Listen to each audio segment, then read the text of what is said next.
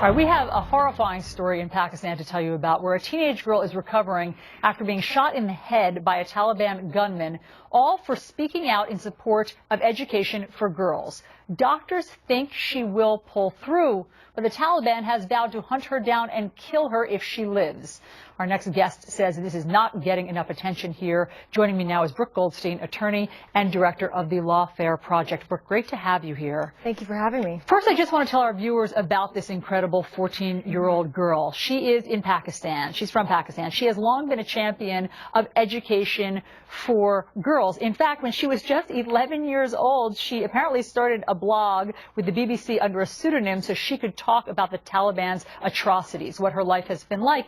And as a result, she now clings to life because a Taliban gunman boarded her school bus and tried to kill her.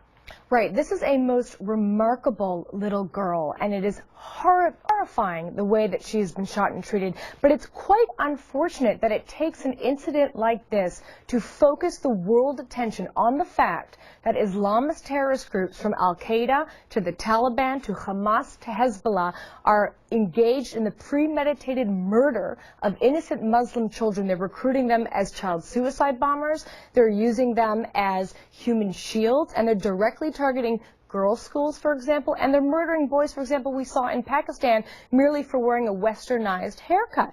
I mean, this is an incredible symbol of what the Taliban plans to do, particularly in these outer villages where they do not want girls to go to school, and in fact, they're willing to kill this girl to prove their point. And yet, here at home, you know, we're talking about Big Bird. I mean, not to trivialize this, but this was not spoken about at the debates, and we're not talking about this usually during the news cycle. Why aren't our priorities more focused on what the Taliban is planning to do?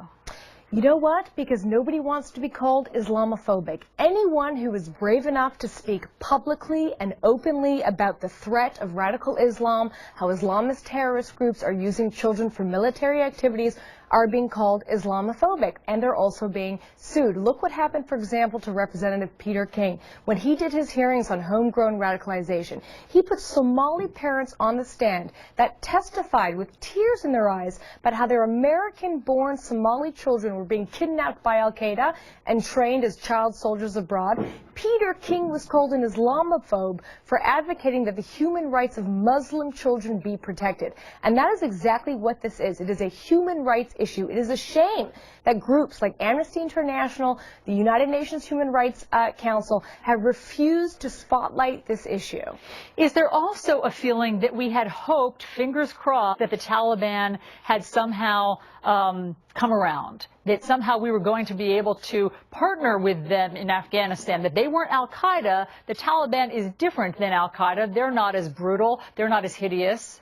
I think you'd be fooling yourself to believe something like that. We've seen over the past 10 years, group, like I said, like the Taliban, like Hezbollah, like Hamas, they all engage in the same strategy of systematic indoctrination and manipulation of Muslim children. They're taught throughout the Middle East, through their television, through their school textbooks, by their political leaders, by their religious leaders, to hate the West, to revere martyrdom, and to take their own lives as suicide bombers for the sake of a violent jihad. But if you say that here, if, for example, you're a member of the FBI and you talk about radical Islam, or you say the words Islam and jihad, you get fired. The word Islam and jihad are now being redacted from all counterterrorism training manuals in the State Department. This administration refuses to highlight how radical Islamists are murdering innocent Muslim children. And the silence is sending the green light to these groups that they can continue killing children with impunity. Let's hope that this young girl's near death ends up somehow not being in vain and allowing us to talk about it more. Brooke Goldstein, thanks so much for bringing it to our attention today. Thank you for having me.